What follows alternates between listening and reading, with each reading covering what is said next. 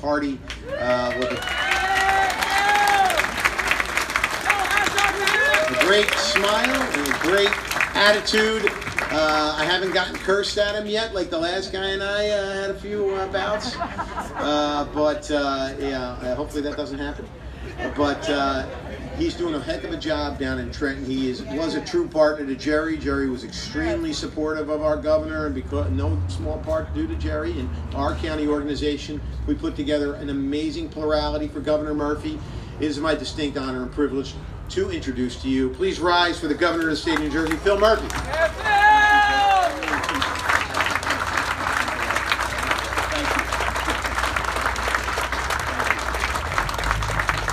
Thank you.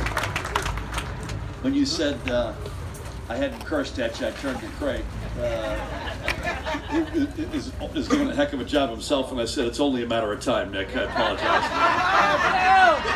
You would be the first if you didn't. Good morning, everybody. It is an incredible honor for me to be here to join you all in paying homage once again to a giant of the legislature and a giant figure in Plainfield, in Union County, in New Jersey, the absolutely irreplaceable Jerry Green. I don't want to acknowledge folks by name because there's an extraordinary, I mean, just my late mother would say you're known by the company you keep. And look at the elected officials, VIPs, representative of clergy who are here today. It is a testament to Jerry, the friendships, his legacy. And Nick, I want to thank you in particular for pulling all this together so graciously. And a particular shout out to Sheldon. You got your dad's smile, Sheldon, let me tell you that much. And to your extraordinary, the broader Green family. And in particular to my dear friend Wanda, thank you for what you said about me, which means more than you know, but for your friendship, and for your beacon for the rest of us. So God bless you and the entire family. I was thinking, I don't think there's anything about Jerry that maybe hasn't already been said. It is abundantly clear to all of us the impact he had in life, on his wonderful family, on his colleagues, and on this city and this county he loves so deeply. There probably isn't anybody involved, certainly in Democratic politics and certainly in Union County, who doesn't have a Jerry Green story or memory. And after 26 years in the legislature, there are a whole lot of people, not just in this county, but across the state, who also have their own distinct memories. And I'm no different. But Jerry wasn't just about politics. He was about results. And Sheldon, you said it really well.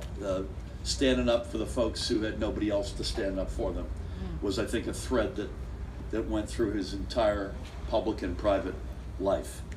He sponsored bills large and small because he knew that each one in its own way would improve the life of someone in our state. And I think that's a good definition of public service, to use the powers of whatever our office might be to improve the lives of others, particularly those who have nowhere else to turn. Over the course of an extraordinarily long and distinguished legislative career, Jerry would put his name on thousands of bills. The number of lives he touched was exponentially more. Before I decided to run for governor in a long period of kicking the tires, I knew I had to come to Union County. First, I have to say, God rest her soul, I met Charlotte. And we forget Charlotte, but we shouldn't. I was warned ahead of time.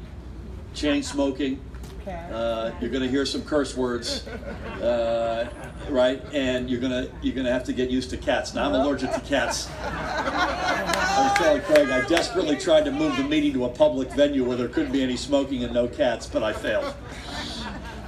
And then I met Jerry. Hello, Senator. Let's hear it for Senator Bob Menendez. Come on. What a treat, Senator. Always. And I knew that I had to sit with Jerry. And at the time, very few people knew who I was. I'm not sure many of my family members could have picked me out of a lineup. And even fewer were willing to give me a chance. And Jerry did. And I knew that Jerry could be tough. He perfectly fit the mold of that iron fist inside of a velvet glove. And we all came to know how his big as New Jersey smile. I used to say, Jerry, you got the biggest, best smile without question in this entire state. And at the same time, beside that great smile, his quiet demeanor, it could easily hide his competitiveness. And Sheldon said it right when running for freeholder that time. That's a story that jumped out of us because you saw it in him, that competitiveness, especially in the game, in the arena of politics. And his understated and disarming humor could easily break up a tense room or a tense conversation or a tense phone call. So when we met at that time, he didn't have to be nice to me, but he was. And that was his nature. It didn't matter what side of the argument you were on. At the end of the day, we were all Democrats, and he would welcome you just the same. Thankfully, we got to spend more than just one meeting together. He became a close friend, a dear friend, and we met and spoke all the time. That last time, God rest his soul, on his birthday. And today, I'm honored to join so many other friends to pay tribute to my friend by helping to dedicate this plaza in his honor.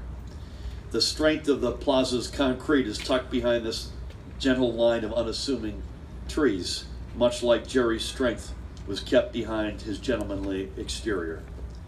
This plaza will last for several generations, if not more. And much like Jerry's influence and good work in government, it will endure. Yes, this is a very fitting place to honor our friend Jerry Green. I'm sure he's looking down at us now, wondering why we're making such a fuss over him. Yet I'm equally sure he's smiling, that incandescent smile, knowing it is the very least we could do. Thank you all so very much, and thank you, my dear friend. God bless you, Jerry Green.